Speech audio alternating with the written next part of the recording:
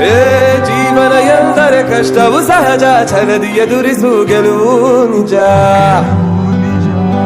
ಸೋತರು ನಿಲ್ಲಬೇಡ, ಸೋಲನ್ನು ನಂಬಬೇಡ, ಇಂದಿನ ಸೋಲೆ ಮುಂದಿನ ಗೆಲುವಿಗೆ ಪಾಠ, ಜೀವನ ಪಾಠ. ನಿನ್ನಿಂದ ಆಗದು ಎಂದು ಹೇಳೋರು ಸೋಮಾರಿಗಳು, ನಿನ್ನಲ್ಲಿಯೇ ದಾರಿ ಇದೆ, ಬಾ ಹೆಜ್ಜೆ ಇಟ್ಟು